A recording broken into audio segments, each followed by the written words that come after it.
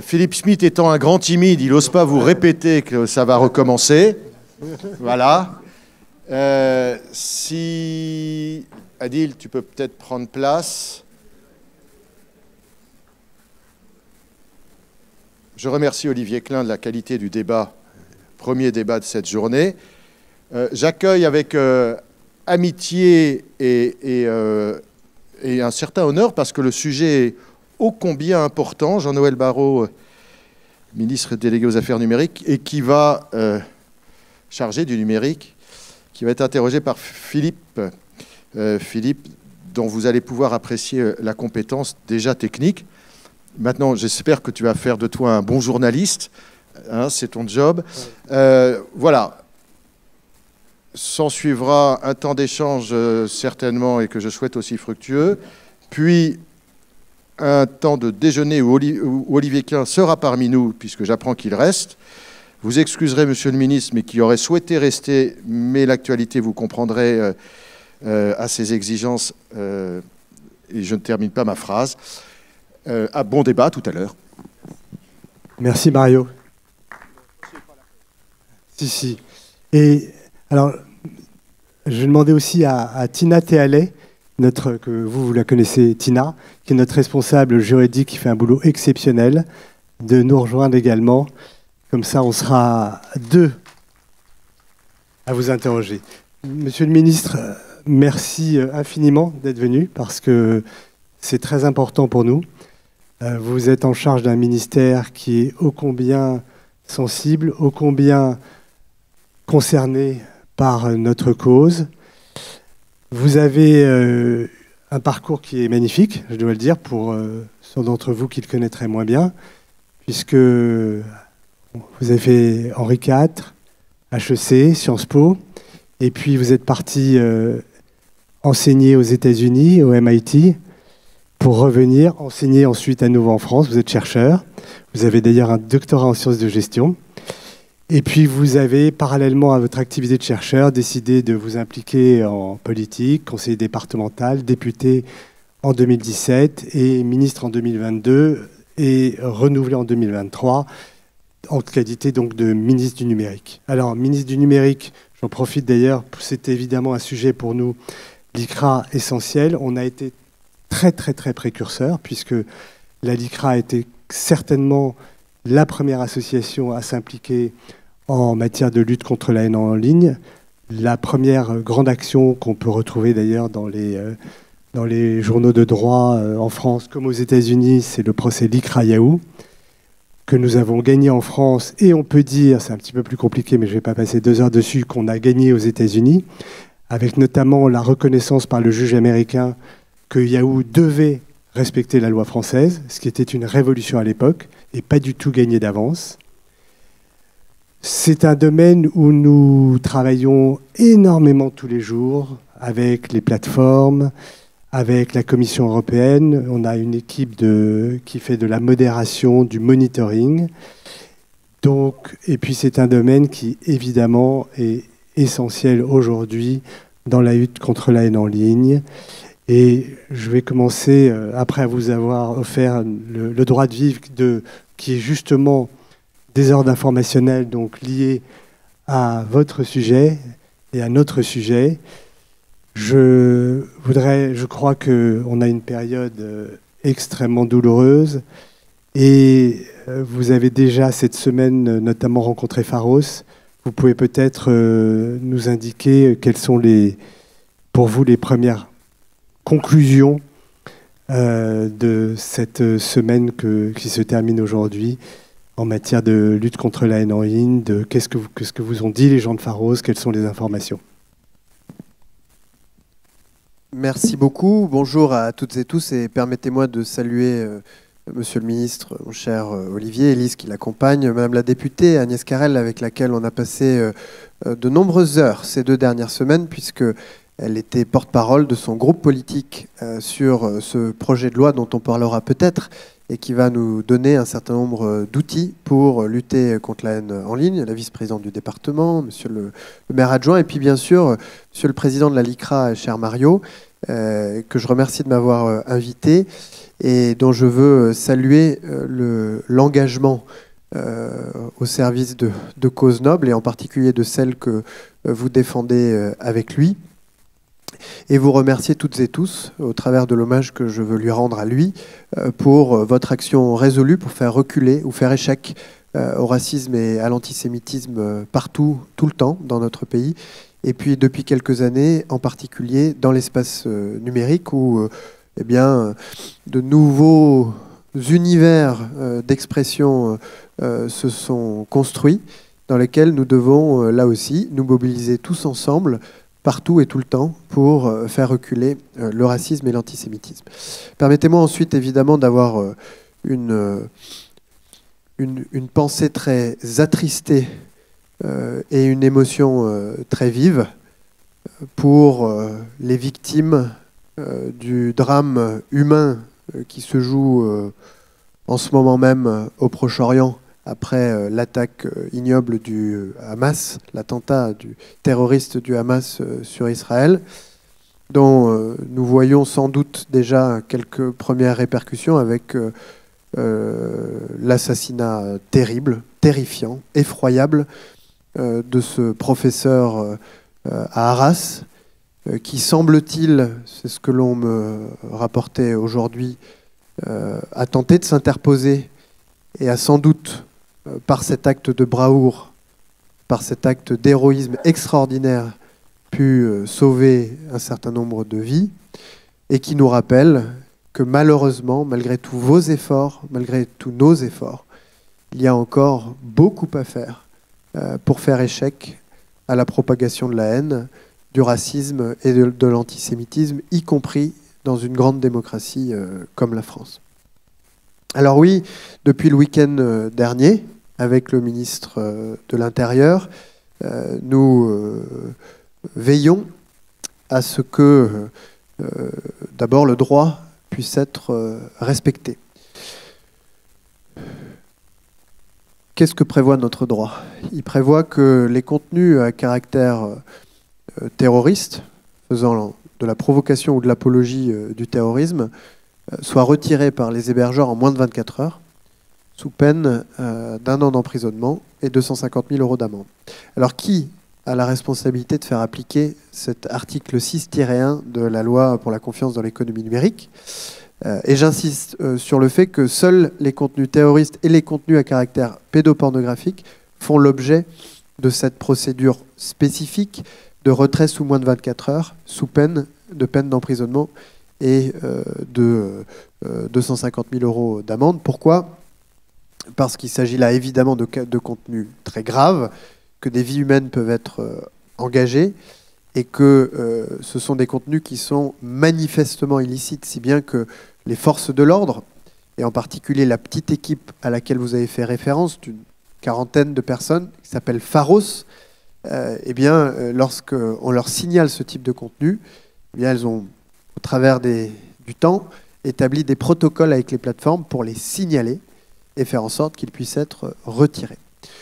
Ce que je peux vous dire, puisqu'effectivement, avec Gérald Darmanin, nous nous sommes rendus chez Pharos, que la LICRA connaît bien, hein, puisque c'est un interlocuteur régulier pour la LICRA, pas forcément pour les contenus terroristes, parce que heureusement, nous n'avons pas toutes les semaines à traiter de ce type de contenu, mais pour les contenus illicites par ailleurs, comme les contenus à caractère antisémite par exemple, ou raciste, ce que Pharos nous a dit, c'est que globalement, et notamment les grandes plateformes, les demandes de retrait au titre de cet article 6-1 qui prévoit un retrait en moins de 24 heures ont été suivies d'effet, à quelques exceptions près, mais qui ne relèvent pas des très grandes plateformes comme Twitter X ou comme Meta, etc. Donc autrement dit, ça c'était le bilan à jeudi, nous constatons que pour les contenus à caractère terroriste, les grandes plateformes ont joué le jeu. Et vous voyez bien que ça ne suffit pas tout à fait. Et que, par ailleurs, nous avons vu hier, vendredi, se propager à la vitesse de l'éclair des contenus qui ne sont pas exactement des apologies ou des provocations au terrorisme, mais qui de toute évidence sont illicites, et que notre droit, tel qu'il existe aujourd'hui, ne nous permet pas tout à fait de maîtriser. Je pense en particulier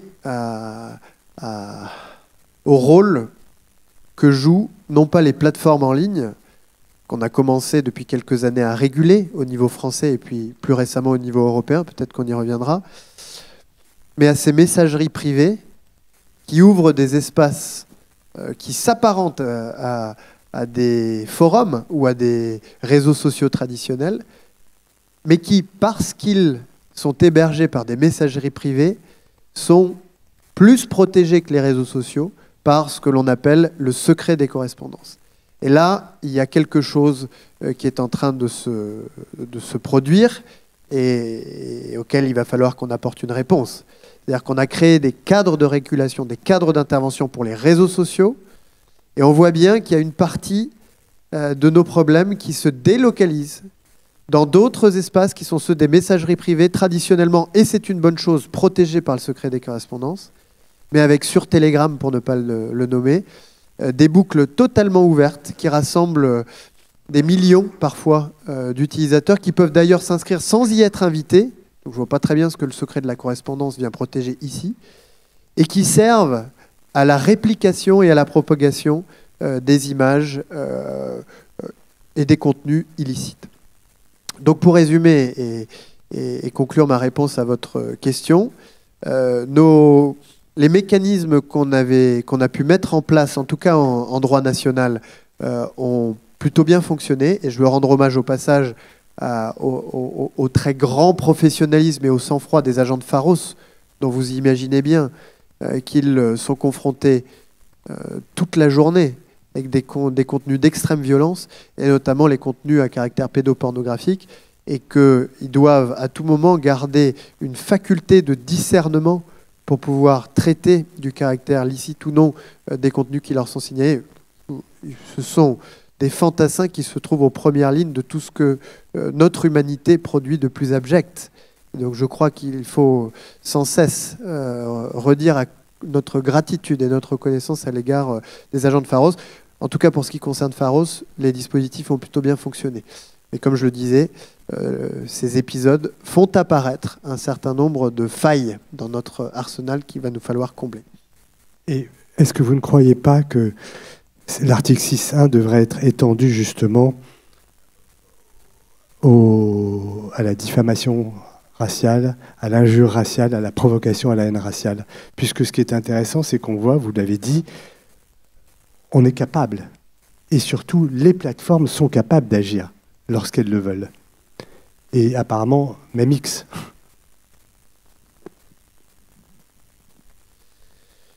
C'est une excellente question. Et c'est une question qui est très profonde et qui interroge les racines mêmes de notre démocratie et de notre République. L'article 11 de la Déclaration des droits de l'homme et du citoyen, il dit que la liberté d'expression est l'un des droits les plus précieux de l'homme, que tout citoyen est libre de parler, d'écrire et d'imprimer. Enfin, tout citoyen peut parler, écrire, imprimer librement, sauf à répondre aux abus de cette liberté qui sont fixés par la loi. Et tout est dans ce sauf, n'est-ce pas ? Et c'est une question qui revient régulièrement, à laquelle nous essayons d'apporter des réponses qui collent avec l'évolution du monde. Mais il faut veiller à chaque instant à trouver les bons équilibres. Autant le caractère terroriste ou pédopornographique d'un contenu n'étant pas ambigu, étant univoque, il est possible, sans enfreindre la liberté d'expression, d'en confier le traitement et le retrait aux forces de l'ordre, et donc aux agents de police, aux militaires de la gendarmerie qui sont dans cette petite équipe de Pharos. Autant, dès lors qu'un contenu n'est pas manifestement illicite, s'il peut comporter une part d'interprétation, alors le moment où nous dépossédons le juge qui, du fait de son indépendance et de son impartialité, peut exercer le discernement qui conduit à caractériser un caractère comme licite ou non. Donc, au moment où nous dépossédons le juge pour confier la décision à l'autorité, enfin aux forces de l'ordre, eh bien là, nous prenons un risque d'enfreindre la liberté d'expression. Parce que le juge, avec son indépendance, son impartialité, c'est parfois très long, c'est parfois très frustrant, mais c'est une garantie pour notamment ceux qui ne vont pas tout à fait dans le sens du vent, pour ceux qui s'opposent, pour ceux qui révèlent des secrets. Et Dieu sait que on a les uns et les autres dans nos histoires familiales des personnes, des figures qui, à un moment donné, sont entrées dans la clandestinité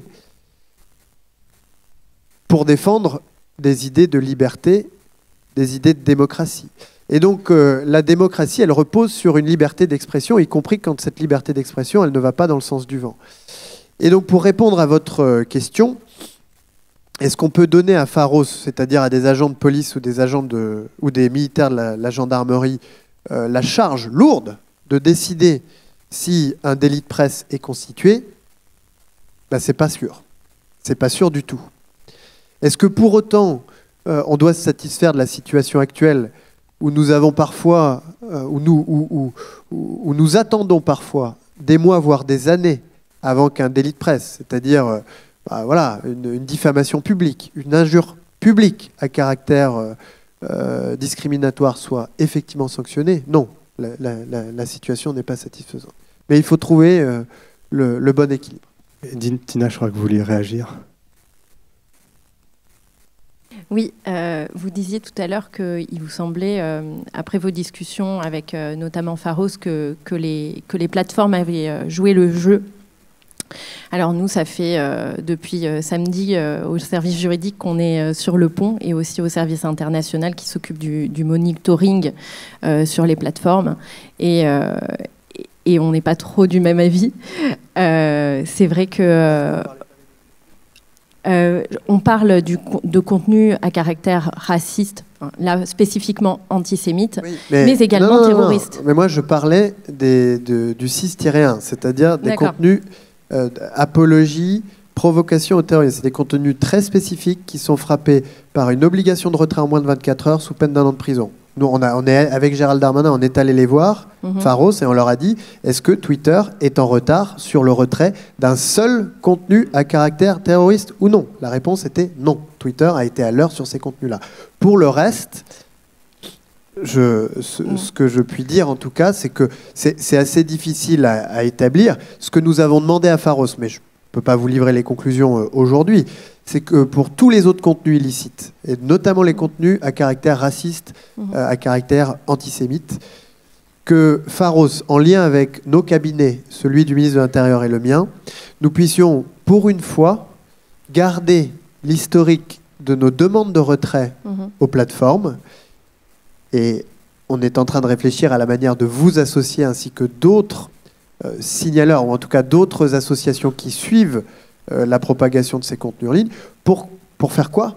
Pour constituer un dossier. Pour constituer un dossier sur lequel, le moment venu, la Commission européenne puisse s'appuyer en disant « Regardez Twitter, regardez Meta, la France a certes constaté que vous aviez répondu aux demandes de retrait sur les contenus terroristes, mais sur tous les autres contenus illicites, caractère raciste, caractère antisémite, vous avez été extrêmement lent, et donc je me réserve le droit de vous sanctionner, comme le prévoit ce nouveau règlement européen qui est entré en vigueur en fin d'été.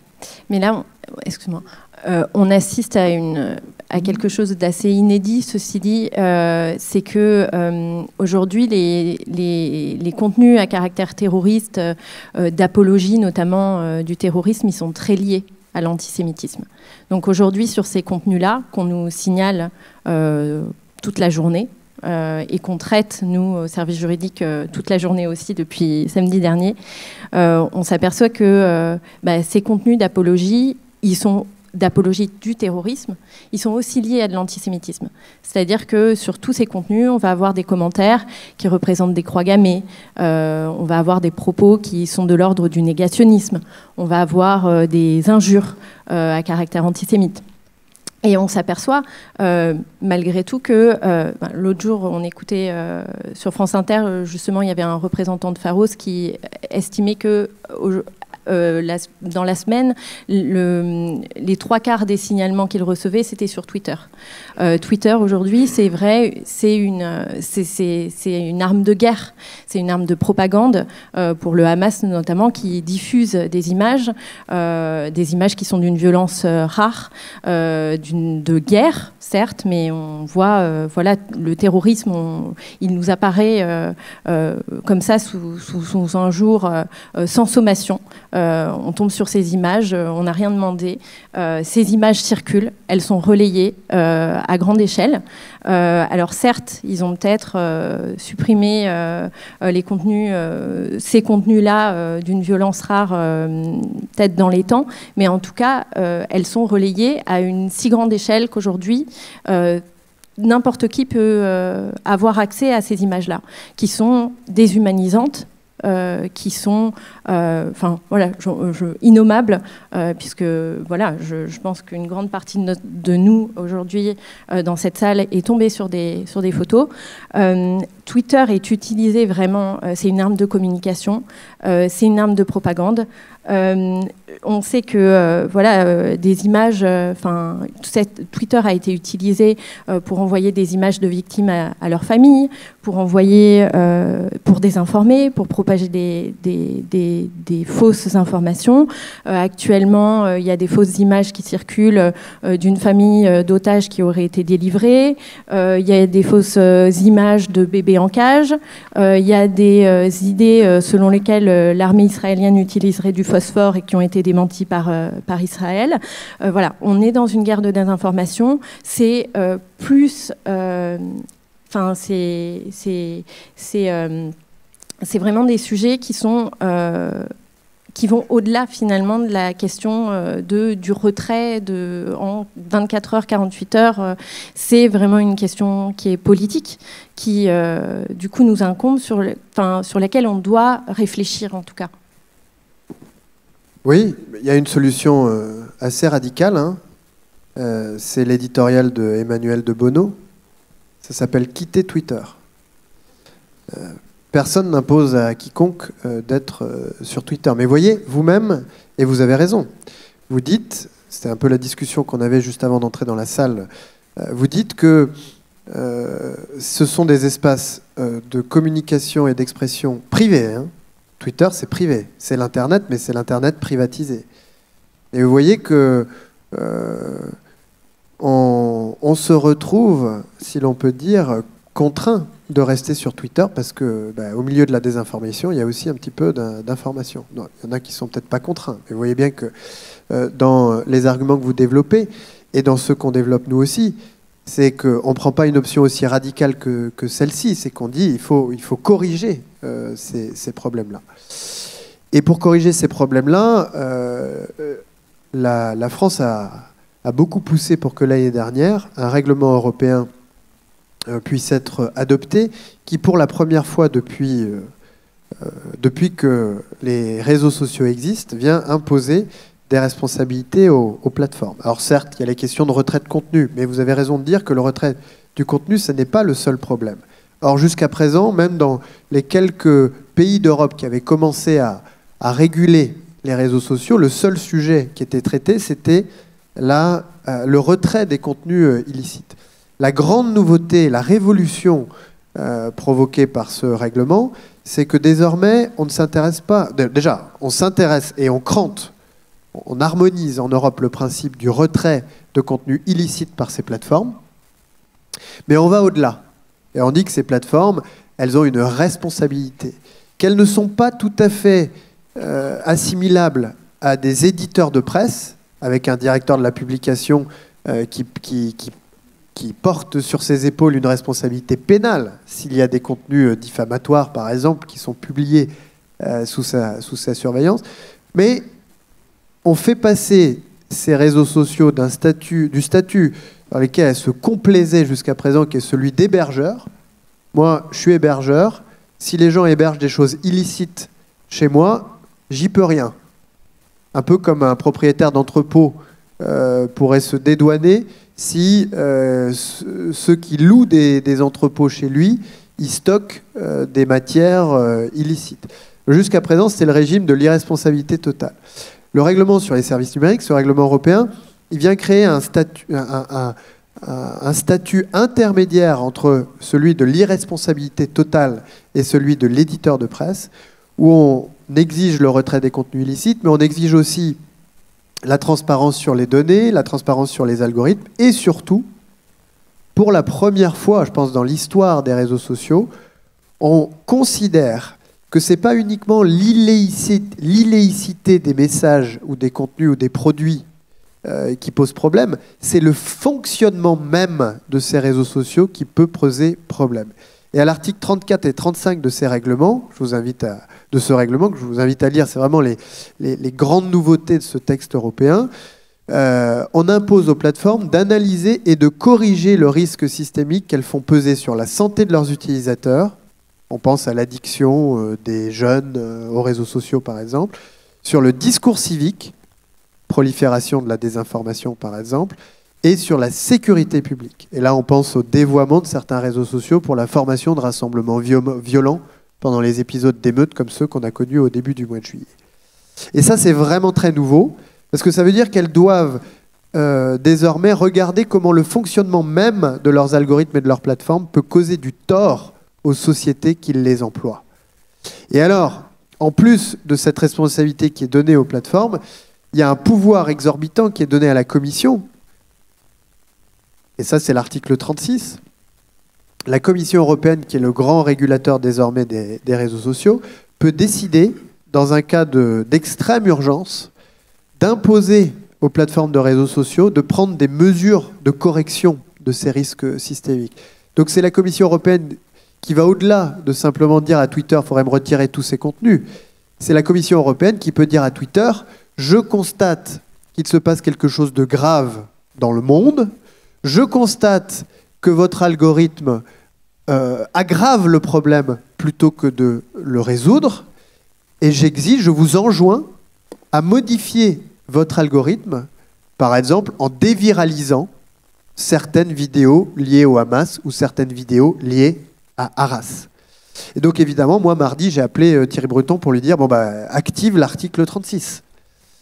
Et Thierry Breton m'a dit l'article 36, pour l'activer, il faut en premier lieu que l'ensemble des États membres aient fait ce que la France vient de faire hier, c'est-à-dire, enfin, on votera mardi formellement, mais adopte ces lois numériques qui vont désigner dans chaque pays l'autorité responsable et correspondante de la Commission. Ça sera l'ARCOM en France.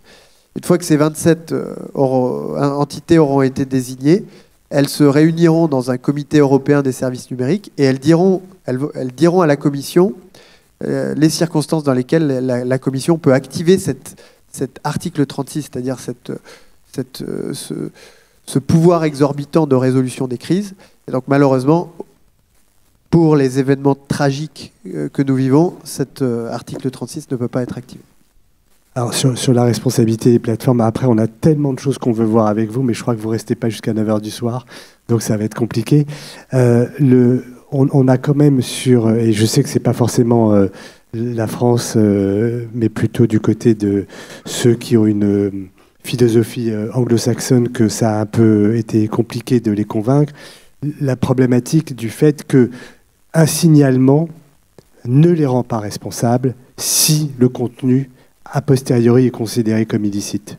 Et ça, la plateforme, vous signalez à une plateforme, elle n'a pas obligation, si un particulier, si on peut prouver qu'elle est connaissance. Évidemment que non, elle n'a pas l'obligation, parce qu'un particulier, je trouve que Mario Stasi dit plein de bêtises, donc je vais aller sur son Twitter et je vais signaler tous les messages. Heureusement que Twitter ne supprime pas dès que je signale un tweet de Mario Stasi, sinon il n'y aurait plus rien sur son Twitter. Alors non, je suis d'accord avec vous. Mais en revanche... pas sur le fait qu'il y ait plein de bêtises, mais quelques-unes. Mais non, c'est pas ça. C'est vous signaler vous signalez, c'est le boulot de la plateforme de se dire est-ce que ce contenu est illicite ou pas. Alors, bon, vous ici, vous le savez, mais dans ce régime d'irresponsabilité, dont on ne sort pas complètement, puisque on arrive dans un régime intermédiaire entre l'irresponsabilité absolue et la responsabilité absolue du directeur de la publication d'un éditeur de presse ou de médias traditionnel. On continue d'être dans ce monde où, et ça c'est un principe qui est écrit en droit européen, mais qui, à mon avis, est hérité des technologies qui ont été conçues outre-Atlantique. C'est le régime de la non-surveillance généralisée. C'est-à-dire qu'une plateforme, c'est écrit dans le droit européen, et à chaque fois qu'il y a un règlement sur le numérique, c'est reprécisé, il est interdit pour une plateforme de surveiller l'ensemble de ses messages, l'ensemble de ses contenus. Ah bah d'accord, mais alors, comment est-ce qu'on fait pour activer sa responsabilité ? Je l'ai dit, maintenant on a un règlement européen qui met fin à 20 années de dumping réglementaire, puisque comme Twitter et consorts étaient basés en Irlande, la France ne pouvait pas, sauf exception, leur imposer d'obligations particulières. C'est comme pour les impôts, les géants du numérique. C'était tous en Irlande, comme ça on échappe aux règles de la France, on échappe à l'impôt de la France. Je vous ferai remarquer que depuis 5 ans, les choses ont un petit peu changé. Parce que fiscalement, les choses ont changé, et sur le plan réglementaire, avec ce règlement européen qui impose les mêmes règles, quel que soit le lieu d'établissement de la plateforme en Europe, franchement, les choses avancent. Mais on reste dans un régime où les plateformes, elles ne sont pas censées connaître un contenu illicite sur leur plateforme, à moins que ce contenu ait été signalé. Et ça, c'est très important que la LICRA, ses militants, ses formateurs, fassent bien rentrer dans les esprits que signaler un contenu, et je ne parle pas des tweets de Mario Sasi, mais signaler un contenu qui semble illicite, c'est un acte civique. C'est exactement la même chose que de ramasser un détritus qui est là sur le trottoir pour le mettre à la poubelle, ou appeler les pompiers quand on constate que quelqu'un a eu un malaise. C'est exactement la même chose. Même si vous ne connaissez ni l'auteur, ni la victime d'une violence en ligne, vous signalez, et en signalant, vous activez la responsabilité de la plateforme. Ça ne veut pas dire qu'elle va retirer, mais au moins, elle sera présumée avoir eu connaissance de ce truc-là. Et je le dis, et je vous le dis à vous, parce que ce dont on s'est aperçu dans des épisodes dramatiques et tragiques de cyberharcèlement scolaire, et je pense au cas, je ne sais pas si vous vous souvenez, parce qu'il y en a eu malheureusement beaucoup, de la petite Lindsay. Lindsay qui a été harcelée d'abord dans la cour de l'école, mais qui, parce qu'elle était très courageuse, en a parlé à sa maman, qui elle-même en a parlé à la communauté enseignante, qui s'est tournée vers la justice. Donc, je veux dire, c'était une famille qui avait bien compris qu'il y avait du harcèlement, qui avait bien compris qu'il y avait du cyberharcèlement aussi, et qui est allée informer, etc. La jeune fille, la jeune Lindsay, a fini par se donner la mort, et malgré le fait qu'il est à peu près évident que le cyberharcèlement a joué un rôle, il est probable, même si je ne connais pas le dossier, il est probable que la responsabilité de Meta et TikTok ne puisse pas être engagée parce qu'à aucun moment, ni la petite Lindsay, ni la maman, ni les élèves qui constataient ces phénomènes de cyberharcèlement n'ont cliqué sur le petit bouton en haut à droite du message pour dire « Je constate qu'il y a un contenu qui est probablement illicite et je veux le faire savoir à la plateforme pour que sa responsabilité puisse être activée. » Ceci étant dit, dans le DSA, dans le règlement sur les services numériques, il y a quelque chose de nouveau qui consacre un principe qu'on a déjà un peu expérimenté en France et par lequel la LICRA va jouer un rôle, à mon avis, très important, c'est celui de signaleur de confiance. Parce que les grandes plateformes, à mesure que chacun adopte ce geste civique qui est celui de signaler, vont recevoir de plus en plus de signalements. Donc évidemment, elles ne vont pas supprimer tous les contenus qui leur sont signalés.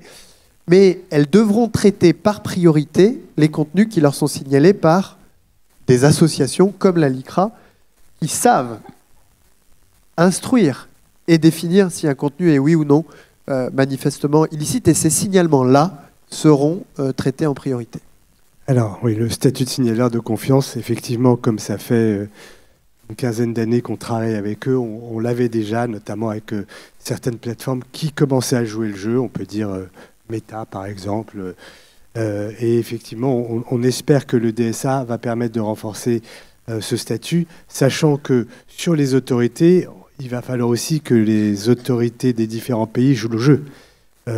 L'Arcom, en principe, effectivement, devrait jouer le jeu. Est-ce que l'autorité irlandaise va jouer le jeu? On n'en sait rien, avec la problématique que c'est si l'entreprise est en Irlande, c'est l'Arcom irlandaise qui va être responsable. Si, on ne pourra pas aller voir l'Arcom française. Non, non. Alors, c'est ça la beauté de ce règlement. C'est-à-dire que désormais, pour les très grandes plateformes, celles qui ont plus de 45 millions de visiteurs uniques, c'est la Commission qui prononce les sanctions. C'est quoi les sanctions? Les sanctions, c'est jusqu'à 6% du chiffre d'affaires mondial. Voilà, donc pour Twitter, ça peut faire 300 millions d'euros. Mais s'il y a des manquements répétés, et c'est là où il y a une petite fragilité du DSA, ça peut aller jusqu'au bannissement de la plateforme. Mais le bannissement, lui, ne peut être prononcé que par l'autorité judiciaire du pays d'implantation. Et donc c'est moins l'Arcom irlandais qui me stresse, si l'on peut dire, que le juge irlandais. Parce qu'à la fin, qui est-ce qui... Enfin, moi, je souhaite très vivement que la commission, pour être clair, je souhaite très vivement, et c'est pour ça qu'on a commencé à essayer d'inciter Pharos, et on va s'adresser aussi aux associations qui sont signataires de confiance pour y parvenir. Je souhaite faire un beau dossier pour démontrer les manquements de Twitter, l'envoyer à la Commission européenne, dire « sanctionnez-moi Twitter », si l'on peut dire. Et je ne suis pas sûr que les sanctions suffisent. Je pense qu'il y aura, même après les sanctions, des manquements qui continueront. Et là, j'espère vivement, j'espère. Le mieux serait que Twitter redresse la barre, mais je commence à être un petit peu pessimiste sur cette possibilité-là. Et donc, qu'à un moment donné, on dise, OK, dans ce cas-là, le juge irlandais est saisi pour savoir si ces manquements sont suffisamment importants ou graves pour qu'il prononce une peine de bannissement qui s'appliquera partout en Europe. Merci. Bon, sur l'Arcom irlandais, on en reparlera et j'espère que les dégâts ne seront pas trop importants. Il y a une petite question de Tina sur Telegram. Oui, vous en avez parlé justement. Il y a une plateforme Telegram qui est difficile d'accès. On a des signalements de toutes parts de différents groupes, toutes les personnalités type Rissen, Renoir. On a aussi, il y a une chaîne du Hamas qui diffuse toute sa propagande sur Telegram. Donc que fait-on? Parce qu'on a trouvé, nous, en tout cas chez nous, aucun représentant de Telegram, ni en France ni en Europe. On ne sait pas à qui s'adresser. À chaque fois qu'on fait des signalements, ils ne sont pas pris en compte. Donc que fait-on par rapport à cette plateforme? Ouais, comme je le disais tout à l'heure, on est dans une espèce de zone grise, puisque l'univers des messageries privées, c'est pas du tout le même univers que celui des réseaux sociaux, puisque les messageries privées, normalement, c'est les messages que j'envoie avec Mario, donc j'ai aucune envie que quiconque puisse briser l'encryption de notre correspondance et connaître les secrets de notre vie privée ou autre machin. Et ça, c'est problématique quand des fournisseurs de services de messagerie privée commencent à ouvrir des facultés du type boucle ouverte sans invitation et diffusion de messages qui ensuite sont répercutés sur les réseaux sociaux traditionnels. Zone grise, mais là, le législateur européen a eu un peu, l'intuition qu'il fallait commencer à avancer. Et quand, suite aux émeutes de juillet, j'ai constitué un groupe de travail transpartisan réunissant une quinzaine de groupes politiques de l'Assemblée du Sénat, les rapporteurs et présidents des 2 commissions spéciales qui s'étaient formés pour l'examen du texte que je portais. Cette question a été soulevée. J'ai écrit à Thierry Breton pour connaître la façon dont ce nouveau règlement européen allait s'appliquer à ces boucles de messagerie. Et la réponse qui nous a été apportée a été de nous référer à un considérant du règlement sur les services numériques. Le règlement sur les services numériques, c'est une 50aine d'articles, mais il y a beaucoup de considérants, il y en a plus de 100. Et il y en a un qui précise, et c'est ce que Thierry Breton nous a dit, que si un service de messagerie privée d'accord, permet à un nombre illimité ou potentiellement illimité de participants à assister à des conversations, alors au cas par cas, sur décision de la Commission, l'ensemble des obligations du règlement sur les services numériques, du DSA, peut s'appliquer à ce prestataire-là. Il perd sa qualification de messagerie privée et devient une messagerie publique, en quelque sorte. Alors, on verra. Mais en tout cas, ce cas-là est évoqué dans les considérants du DSA. Et donc, on a une première prise, d'ores et déjà dans le DSA, sur ce sujet-là. Maintenant, on est aussi en train d'y réfléchir parce que dans la situation d'urgence dans laquelle on se trouve, on considère que cette question de la conformité de ces prestataires au DSA prendra trop de temps et que dans la période qu'on est en train de traverser, où les troubles et les manifestations en ligne de violence, de haine, d'antisémitisme ou de racisme vont s'amplifier potentiellement, il faut qu'on trouve des résolutions rapides. Alors, dans les armes, il y en a une qui n'a jamais été vraiment discutée, c'est la question, pas de l'anonymat, mais du pseudo-anonymat. Je rappelle, l'anonymat, c'est le fait qu'on ne puisse pas retrouver les coordonnées de la personne. Et en fait, aujourd'hui, d'une certaine manière, ça n'existe plus. Il n'y a plus de cet anonymat. En revanche, le pseudo-anonymat, c'est le fait que les gens puissent intervenir sur les plateformes sans donner leur nom. Et est-ce que la réalité des méfaits de l'Internet ne devrait pas impliquer qu'on ait un jour ou l'autre une obligation de donner, si on veut intervenir, eh bien, intervenons, mais avec son nom, son prénom, qu'on sache qui parle. Alors, sur ce sujet, là aussi, il faut faire attention à ce qu'on dit et à ce qu'on fait.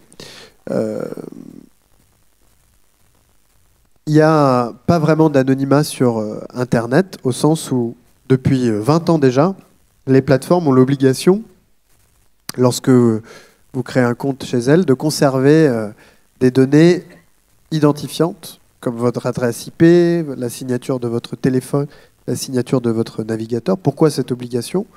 Eh bien, c'est pour que si vous vous comportez mal, elle puisse répondre aux réquisitions de l'autorité judiciaire. Alors, ça n'est pas votre identité, mais ce sont des données identifiantes qui permettent éventuellement de vous retrouver. Et quand on veut, on peut.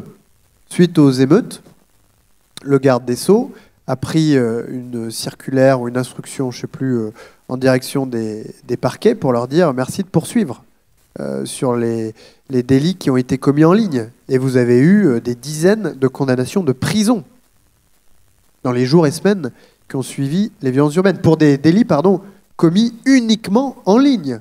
Je ne vous parle pas de celui qui ensuite est allé mettre le feu à la mairie ou à la voiture du maire. Je vous parle de celui qui, derrière son ordinateur, était en train de dire aux autres qui étaient dehors, allez-y, brûlez la voiture du maire. Il y a eu des peines de prison. Dans les affaires un peu retentissantes de Mila, de Oshi, de Eddie de Pretto, là aussi, il y a eu des condamnations de prison qui ont été prononcées. Alors ensuite, partant de là, est-ce qu'on peut se satisfaire de la situation telle qu'elle est aujourd'hui ? Moi, je ne crois pas, parce que je pense que ce qui manque, en quelque sorte, sur les réseaux sociaux de la génération précédente, mais à nouveau, moi, mon souhait, c'est qu'on évolue vers des réseaux sociaux qui sont conçus nativement d'une manière qui est plus proche de la vision française, européenne, de ce que c'est que le vivre ensemble. Mais vous prenez des Facebook, vous prenez des Twitter, etc. Ce qui est assez paradoxal et étonnant, c'est que effectivement, vous pouvez vous balader dans une espèce de pseudonymat complet. Or, qu'est-ce qui fait que dans un village, par exemple, même s'il peut arriver qu'on ait des conflits, mais qu'on ne déclenche pas ou qu'on ne déverse pas toute sa haine et toute sa colère, etc., sur son voisin, c'est tout simplement que le lendemain, on va le croiser, puis le surlendemain aussi. Donc il y a cette espèce d'impression diffuse qu'on est là pour vivre ensemble. Et cette simple impression à laquelle on peut adhérer plus ou moins, mais en tout cas, le fait qu'on soit amené à vivre ensemble sur un même territoire, sur un même lieu, fait que, bah oui, on n'insulte pas son prochain à la première occasion. On pourrait appeler ça une forme de contrôle social ou d'endiguement social qui fait que, certes, il y a des conflits, mais ils sont un peu confinés, etc. Ce sentiment d'appartenance à une forme de communauté partagée, il n'existe pas sur le périphérique parisien, c'est pour ça que les gens ne sont pas tendres les uns avec les autres. Il n'existe pas non plus sur les réseaux sociaux. Et ça, effectivement, ça favorise le fait de se lâcher comme si ça n'avait aucune importance, puisque de toute façon, la personne qui est face à nous n'appartient pas à la même communauté, et donc, on ne la reverra jamais, etc. Est-ce qu'il faut imposer, comme ça a pu être proposé, une forme de certification obligatoire à l'entrée sur les réseaux sociaux? Je ne le pense pas. Je ne le pense pas parce qu'on n'imagine pas demander à des journalistes, à des opposants politiques, à des lanceurs d'alerte de rendre des comptes au ministère de l'Intérieur ou de présenter leur pièce d'identité avant de rentrer sur des réseaux qui sont désormais le lieu, même si on peut le regretter, de l'expression et de l'information. Et par ailleurs, et c'est pour ça qu'il y avait une nuance dans votre propos que je trouve très intéressante, l'immense majorité des gens sur les réseaux sociaux ne s'expriment pas. Ne s'expriment pas. Ils s'informent ou ils se divertissent. Et donc, je crois que dans votre question, vous avez fait une distinction. Vous avez dit, si je m'exprime, il faut qu'on puisse savoir que peut-être quelque part, à l'entrée, je me suis certifié, ou que non pas que je me promène avec ma carte d'identité sur mon front, mais que j'ai quelque part laissé ma pièce d'identité comme témoignage de ma bonne foi. Qu'on puisse laisser cette faculté ouverte aux personnes de le faire, qui veulent s'exprimer, ça me paraîtrait pas mal. Sur l'exemple de ces badges que vous avez peut-être vu apparaître sur Twitter, par exemple, même si c'était une idée horrible, puisqu'il fallait les acheter, ces badges. Mais en les achetant, on se certifie, on montre à celui qui est en face que, je sais pas exactement ce que ça représente, mais plutôt que ces badges dont les caractéristiques sont définies par Elon Musk, Mark Zuckerberg, etc., demander aux plateformes de donner la possibilité à ceux qui viennent sur les réseaux sociaux, et notamment ceux qui vont s'y exprimer, de se certifier, et donc d'apparaître avec un badge qui dit « Moi, je parle à visage découvert ». Mais sans priver ceux qui veulent parler à visage découvert de le faire. Et sans obliger quiconque à entendre ceux qui parlent à visage couvert. Mais je le répète, je pense qu'il y a eu des moments dans notre histoire où ce sont des journaux clandestins, totalement interdits, qui ont permis de maintenir en vie une petite lumière, une petite idée, celle de la liberté et de la démocratie, qui a fini par gagner, mais qui a été entretenue dans la clandestinité. Et donc, je pense que ce petit équilibre-là, il faut réussir à le préserver. On va essayer de parler un tout petit peu des algorithmes et de l'intelligence artificielle, parce que c'est déjà aujourd'hui à la salle. D'accord. Alors, est-ce que sur les algorithmes et l'intelligence artificielle, est-ce que vous travaillez sur des projets? Est-ce que c'est évidemment un sujet dont vous avez connaissance, parce que c'est le nouveau défi? Oui, alors, je voudrais quand même faire un tout petit peu avec Agnès la publicité de notre projet de loi, quoi. Parce qu'il y a une mesure sur laquelle j'attire votre attention, c'est la première fois qu'on en prend une comme ça, qui est la peine de bannissement des réseaux sociaux. D'accord ? La peine de bannissement des réseaux sociaux, c'est pour la première fois dans notre histoire, on verra si ça passe, mais on l'a entouré de beaucoup de garanties. C'est une peine qui vient réprimer la liberté d'expression par avance. C'est la première fois qu'on fait ça. Et donc, si vous êtes condamné pour des délits comme ceux qui sont prévus à l'article 24 de la loi de 1881, ou le 24 bis, négationnisme, ou le 32 ou le 33 de cette même loi, c'est-à-dire les injures publiques ou les diffamations publiques à caractère discriminatoire, des articles de la loi de 1881 que la LICRA manipule tous les jours, eh bien désormais, le juge pourra prononcer, en plus de la peine ou de l'amende ou de la peine de prison qu'il aura prononcée pour la commission de ces délits, une peine de suspension des réseaux sociaux pendant une durée de 6 mois. L'objectif, c'est d'abord de rendre plus dissuasif encore notre arsenal de lutte contre la propagation de la haine et de la violence en ligne, mais c'est aussi d'éviter la récidive, dans certains cas de propagation de haine et de violence en ligne, en confisquant, si l'on peut dire, la notoriété, la capacité de diffusion de ceux qui utilisent les réseaux sociaux pour s'adonner à l'antisémitisme ou au racisme. Pardon. Je voulais quand même ne pas quitter l'estrade sans avoir parlé de cette mesure sur laquelle on a beaucoup travaillé, notamment avec Agnès et les autres parlementaires, pour qu'elle soit bien calibrée, qu'elle soit entourée de toutes les garanties suffisantes, qu'elle puisse être prononcée également à l'encontre de mineurs dans des cas de cyberharcèlement scolaire, et qu'elle puisse être prononcée par le juge des libertés de la détention ou le juge d'instruction dès le début du contrôle judiciaire, c'est-à-dire dès le début de l'enquête et sans attendre des mois plus tard qu'une condamnation ne tombe. Bref. Et sur l'IA générative, c'est-à-dire les nouveaux algorithmes de l'IA, moi ce qui me frappe le plus, et je crois que si j'ai suffisamment été clair ce matin, vous l'aurez compris, c'est notre soumission aujourd'hui à des modèles qui nous ont été imposés depuis outre-Atlantique.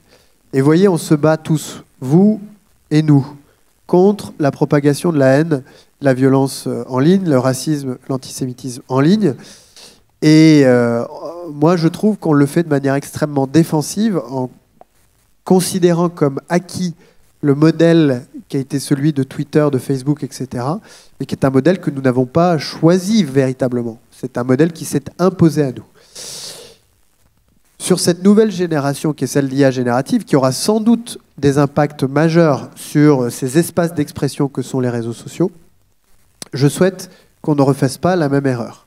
Et je souhaite que la France et l'Europe maîtrisent ces technologies. Les maîtrisent parce que la domination technologique précède la domination économique et la domination normative. Si nous maîtrisons la technologie, alors les solutions ou les nouveaux systèmes d'expression en ligne, etc., reflèteront la manière dont nous regardons l'humanité et le monde. Et donc, parvenant à cette conclusion, j'en déduis une chose, c'est qu'il faut, et c'est l'impératif premier, c'est même un impératif quasi catégorique, il faut que nous maîtrisions en France et en Europe ces modèles d'intelligence artificielle générative. Ensuite, on régulera, mais on sera serein. On régulera tels des maîtres et des possesseurs, pas tels des assujettis et des valets, si je puis dire. Et donc, d'ici là, parce qu'on a des débats assez furieux avec le Parlement européen, parce que le Parlement européen, il a eu un réflexe que moi j'aurais pu avoir au départ, qui est de dire, oh là là, ce truc a l'air vraiment très très risqué, la désinformation, la haine, etc. On va cadenasser, on va inhiber, on va réguler, etc. Moi je dis non. Je dis non. Aucune régulation sur le chemin de l'innovation en matière d'IA générative tant qu'on n'a pas nos propres modèles. Sinon, on va se retrouver dans 10 ans, mesdames, messieurs les militants de la LICRA, en s'affligeant une nouvelle fois de devoir inventer des nouveaux moyens pour lutter contre le racisme et l'antisémitisme face à des agents conversationnels, à des systèmes de dialogue qui ne seront pas les nôtres, mais que nous aurons une nouvelle fois subi, hérité d'une culture qui n'est pas tout à fait alignée avec la nôtre, même si nous avons en commun beaucoup de valeurs, et notamment la démocratie. Mais vous le savez, vous luttez contre l'antisémitisme et le racisme. L'antisémitisme et le racisme, c'est pas la même chose. Enfin, on ne lutte pas contre l'antisémitisme et le racisme en France comme aux États-Unis. Et donc, on a besoin de nos propres espaces d'information et d'expression. Pour ça que ma position, elle est très claire, c'est celle du président de la République et de Bruno Le Maire aussi. Pas de régulation qui entrave notre capacité à devenir maître et possesseur de cette technologie. Bien, merci beaucoup. On va prendre, alors je suis désolé, on est en retard, mais quelques questions de la salle. Qui veut, alors, Je suis désolé, je ne vois pas qui c'est, mais à droite, c'est la première main que j'ai vue se lever, à côté de Chloé. Ah, Lucas, oui, Comme j'ai le micro, je vais commencer. Non, Monsieur le ministre, je vais vous mettre au chômage, mais partiel. Hein. Non, mais je dis ça parce que Mario me regarde. Vous connaissez l'émission de France Inter, Les Crétins numériques.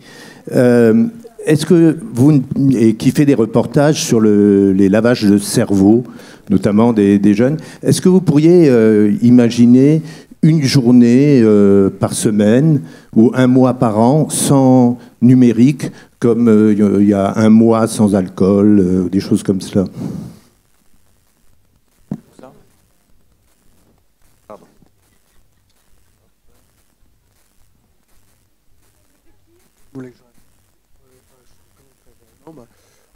C'est un amendement qui a été déposé au projet de loi, l'idée d'avoir une journée sans écran. Moi, vous voyez, le concept du jeûne, je le trouve très intéressant. Le concept du carême, comme on dit chez les démocrates chrétiens. Alors, bon, il arrive que pendant le carême, on fasse une petite entorse, qu'on prenne un petit chocolat, mais l'idée même de pouvoir se dire qu'on reste libre, indépendant et que de l'accessoire et du matériel est évidemment une bonne chose. En fait, la vraie question, dans le creux de celle que vous avez posée, c'est est-ce qu'on est suffisamment armé pour réussir à s'imposer le carême, ou est-ce qu'il faut qu'on nous la pose parce que notre faiblesse est ou est-ce qu'il faut qu'on nous la pose soit par la loi, soit par la culture ou le contrôle social, parce qu'individuellement, on n'y parvient pas. Et j'avoue, on a eu ces débats très intéressants à l'Assemblée sur la question de la majorité numérique, où on avait je le dis parce que c'est le même débat, et c'est la même question, elle est difficile à trancher. Est-ce qu'il faut interdire les réseaux sociaux, par exemple, avant 15 ans, ou est-ce qu'il faut interdire les réseaux sociaux avant 15 ans? Est-ce que c'est possible? Non mais, supposons que c'est possible. Est-ce qu'il faut le faire?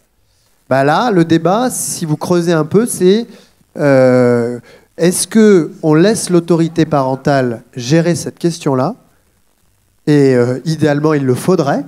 Il faudrait que l'autorité parentale puisse être suffisamment armée pour accompagner un peu comme... Donc ça, c'est la vision de la plage, par exemple. On ne va pas interdire la plage aux enfants de moins de 3 ans, mais évidemment qu'on s'attend à ce que les parents, quand ils se présentent avec leur enfant de 3 ans sur la plage, ils le tiennent par la main. Bon. Ou est-ce qu'on considère que l'autorité parentale est déjà complètement dépassée, elle sera pour toujours, par ces grandes plateformes de réseaux sociaux, et il faut, entre guillemets, constater cette carence de l'autorité parentale, et même peut-être, pour l'aider à s'affirmer, inscrire une obligation dans la loi, comme ça le parent il peut dire à son enfant trépignant « Rends-moi le téléphone !» Je ne peux pas, c'est la loi qui... Vous voyez ce que je veux dire? Et on a eu avec Agnès et les députés des conversations assez profondes et très intéressantes sur cette question de l'autorité parentale que personne ne voulait déposséder, mais avec des visions un peu différentes sur renforcer l'autorité parentale. Est-ce que c'est lui confier le soin de veiller à ce que ses enfants, à ce qu'on fait avec les enfants, ou est-ce que c'est au contraire mettre une règle pour que l'autorité parentale puisse vraiment s'affirmer dans un contexte où elle est un peu, elle est un peu dépassée par la situation? C'est un très, très beau débat. Je pense que c'est effectivement quelle est la volonté politique, mais surtout la faisabilité. Et puis, comme vous l'avez dit, pour la plage, on n'interdit pas. Et ça sera la même chose. Et c'est les parents qui, le jour où ils se rendront compte que de laisser leurs enfants aller seuls sur les réseaux, c'est un risque aussi différent, mais très grave, comme celui d'aller pour un enfant de 3 ans seul à la plage. Lucas. Oui, bonjour Monsieur le Ministre. Moi j'ai en réalité 2 questions. La première pour répondre un petit peu pour rebondir sur ce que vous venez de dire et sur ce que vous avez dit tout à l'heure sur l'identité, la certification de l'identité sur les réseaux sociaux. en réalité, pouvoir, il me semble que ça avait été évoqué par le gouvernement avec France Identité ou avec peut-être une application qui stockerait nos données d'identité pour pas qu'on ait à les partager pour les plateformes. Ça pourrait donc effectivement permettre de retrouver les personnes et de pouvoir avoir une certification sur l'âge, parce qu'aujourd'hui c'est vrai que je crois que c'est 13 ans les réseaux sociaux, nombre de personnes qui ont moins de 13 ans qui sont inscrites sur les réseaux sociaux, donc ça pourrait peut-être permettre d'avoir cette certification-là. Enfin, je ne sais pas si c'est une piste pour vous. Et une deuxième question, c'est aujourd'hui, on retrouve les personnes avec les adresses IP, etc.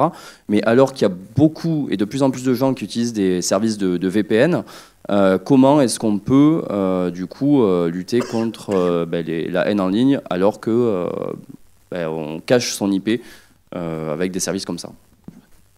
On doit lutter contre la haine en ligne, le racisme et l'antisémitisme avec autant de ferveur que l'on lutte pour la protection de la liberté d'expression.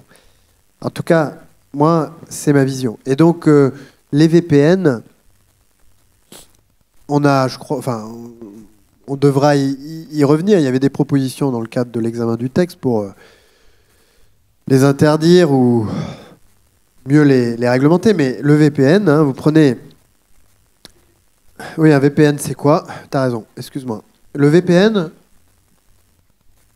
le terme en français, c'est un réseau virtuel privé. Donc, c'est une manière de se connecter à Internet sans passer par sa propre adresse IP, c'est-à-dire sans passer par l'adresse de sa box. Donc, je suis connecté, je sais pas, Orange, Free ou Bouygues.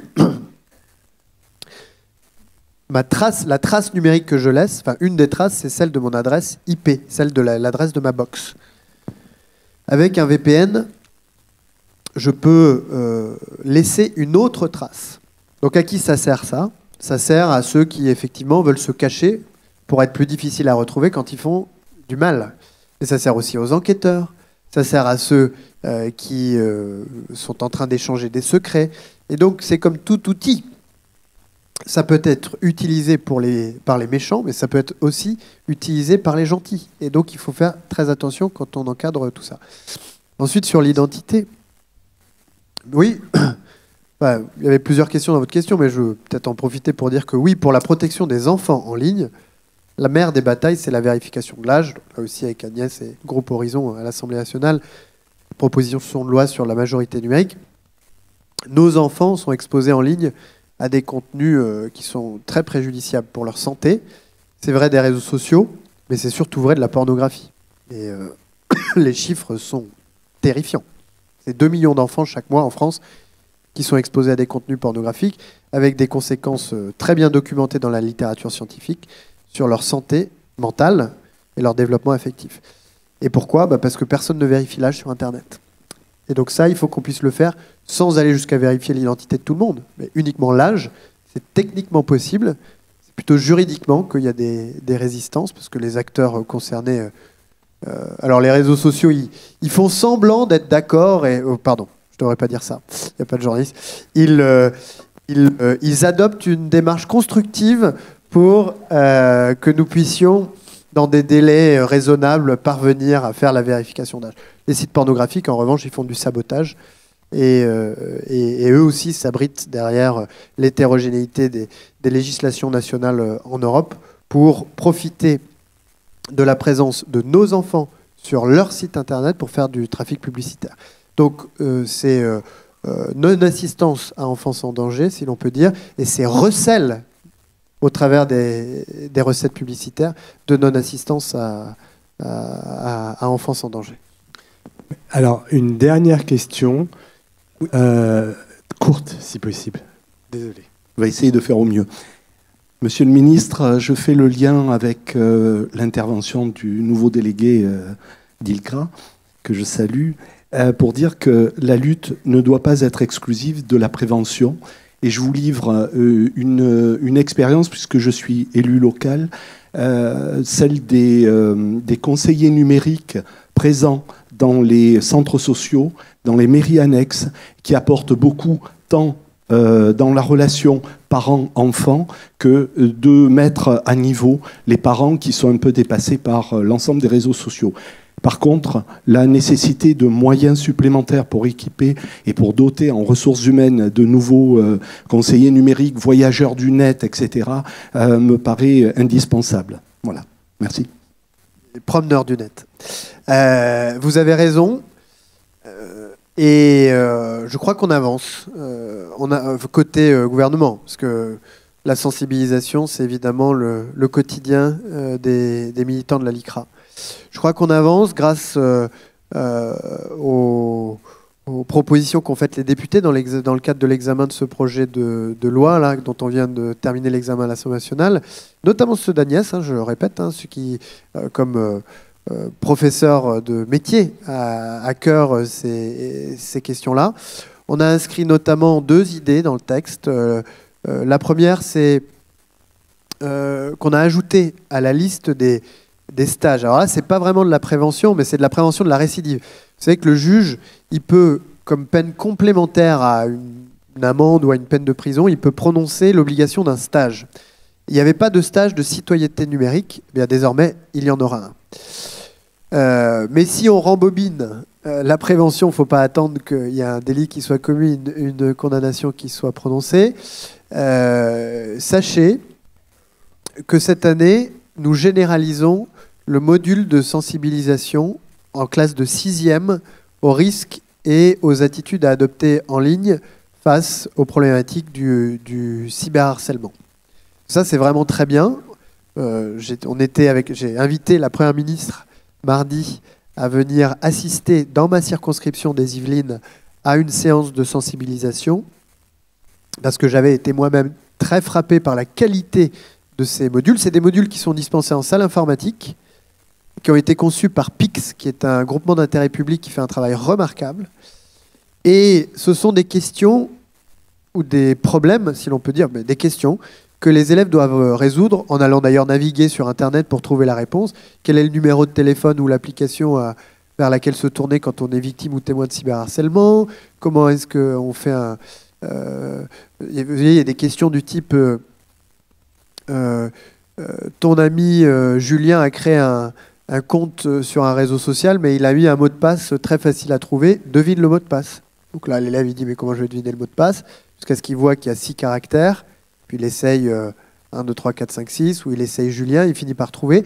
Et en faisant l'acte malveillant de craquer, si l'on peut dire, le mot de passe de son camarade fictif, eh bien, ça fait réfléchir.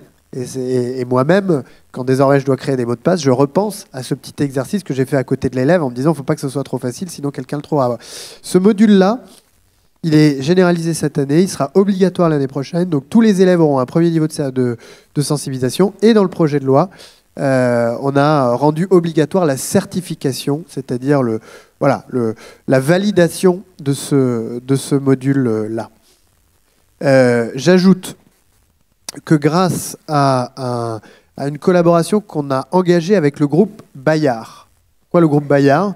Parce que Bayard, c'est le premier diffuseur auprès des élèves et des parents.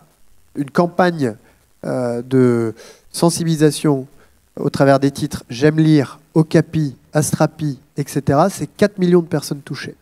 Et donc on est en train de préparer pour le mois de février un petit livret spécifiquement consacré au cyberharcèlement. Alors là, je m'éloigne un petit peu de l'antisémitisme et du racisme, mais c'est quand même pour les élèves, dans toutes les écoles, dans tous les CDI, vous aurez ce petit livret. Bayard en avait fait pour le harcèlement. Cette fois-ci, on en aura pour le cyberharcèlement. Et puis enfin, là aussi, c'est plutôt jeunesse ce que j'évoque, mais c'est la sensibilisation. On va rationaliser un peu les numéros d'appel. Aujourd'hui, il y a le 3018 pour le cyberharcèlement, il y a le 3020 pour le harcèlement, il y a le 119 pour les violences aux enfants. On va avoir un numéro unique qui est le 3018, donc ça permettra de faciliter un peu les choses. Mais au fond, mesdames et messieurs les militants de la LICRA, c'est quoi la sensibilisation dont nous avons besoin? Eh bien, c'est précisément ce que vous faites sur votre temps quand vous allez dans les lycées et les collèges et que vous expliquez ce que c'est que la liberté d'expression, ce que sont les limites de cette liberté d'expression et comment éviter de devenir inconsciemment l'instrument de l'antisémitisme et du racisme en répétant, en répercutant des phrases, des expressions sans vouloir mal faire, mais en devenant ainsi le porte-voix du racisme et de l'antisémitisme. Et donc, tout ce qu'on peut faire, nous, le gouvernement et le Parlement, ne résoudra pas les problèmes sans l'action que vous menez au quotidien pour garder ou tenir le fort et faire en sorte que recule l'antisémitisme et le racisme. Et je salue bien évidemment je dirais l'engagement et le rôle central que joue la DILCRA pour animer toutes celles et ceux qui, aux côtés de la LICRA et dans d'autres champs de la violence et de la haine en ligne,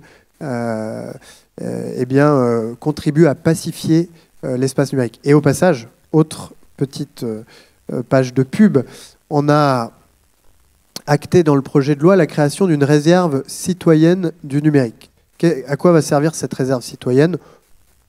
Elle va servir notamment à ce que les associations qui, justement, participent à ces efforts de signalement en ligne, ou alors à ces efforts d'accompagnement des victimes de la haine et de la violence en ligne, qu'elles puissent avoir accès à certains dispositifs de l'État, comme l'accès aux bénévoles, avec le site je m'engage.gouv.fr, éventuellement peut-être à terme à des services civiques. Et pour les plus petites d'entre elles, ce ne sera pas le cas pour la LICRA, mais pour les plus petites d'entre elles qui ont vocation à devenir signaleurs de confiance dans l'application de ce nouveau règlement européen, bien qu'on puisse les entourer et les conforter. Parce qu'il faut savoir que votre action dans l'espace physique, mais en ligne, est insuffisamment valorisée par rapport à celle de ceux qui propagent la haine et la violence. Quand on a regardé ce qui s'était passé pendant les émeutes sur les réseaux sociaux, moi j'ai demandé à des analystes de me dire l'activité sur les réseaux sociaux liée aux émeutes, c'est combien ? C'est 1%, c'est 10%, c'est 50%, c'est 100%. À votre avis, c'est combien ? C'était 15%. 15%, c'est beaucoup, mais c'est pas 100%. Donc, si vous fermez les réseaux sociaux pendant les émeutes, il y a 85% de l'activité, de la communication, de l'échange que vous supprimez, alors que ça n'a rien à voir avec les émeutes. Puis la deuxième question que j'ai posée aux analystes, c'est alors, vous allez me trier l'activité, les contenus, ceux qui sont neutres, ceux qui font appel à la violence et ceux qui font appel au calme. L'immense majorité des contenus sont neutres parce que ça répercute des trucs. Bon, voilà. Et alors, à votre avis, est-ce qu'il y a plus de contenu d'appel à la violence ou d'appel au calme pendant les émeutes ? Mais il y a 8 fois plus d'appel au calme que d'appel à la violence. Et je trouve que c'est très intéressant d'avoir ce chiffre en tête et que ça veut dire qu'on ne valorise pas suffisamment l'action de ceux qui l'ouvrent, soit dans des collectifs comme celui que vous formez depuis si longtemps, soit même au titre de l'exercice du civisme et de la citoyenneté pour pacifier l'espace numérique. Et si on a créé cette réserve dans le projet de loi, c'était pour dire ok, on va créer des nouveaux dispositifs un peu répressifs, on va faire aussi de la sensibilisation, mais on veut aussi valoriser toutes celles et ceux qui s'engagent pour l'apaisement dans ces espaces d'expression.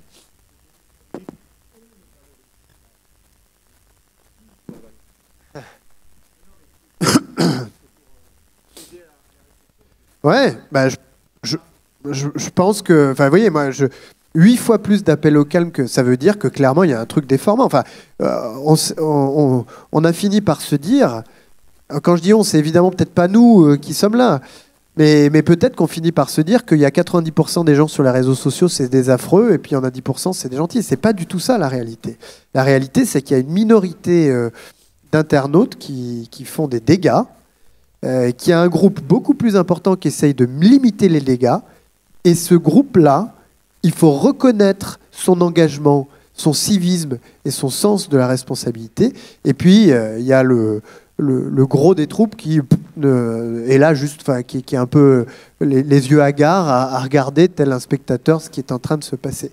Et c'est le groupe intermédiaire, les personnes hagards qui sont nourries par tout ce déferlement d'images sur les réseaux sociaux, les chaînes de télé en continu, On voit à peu près qui c'est.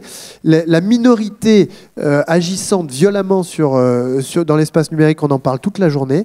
Mais il y a cette couche intermédiaire de citoyens engagés dont on a besoin de valoriser les mérites et l'action. Et évidemment, l'action de la LICRA s'inscrit tout à fait dans cela. Merci beaucoup, Monsieur le Ministre. Merci pour votre clarté, votre compétence, le temps que vous nous avez consacré. J'ai aimé quand vous avez dit, parce que je pense que c'est très important dans notre combat à vous, aux parlementaires, à la LICRA bien sûr, quand vous dites il faut se battre avec la même ferveur pour la liberté d'expression et contre la haine en ligne. Et il faut vraiment que ça rentre dans les esprits qu'en combattant la haine en ligne, on combat ceux qui veulent porter atteinte à la liberté d'expression. Merci beaucoup, monsieur.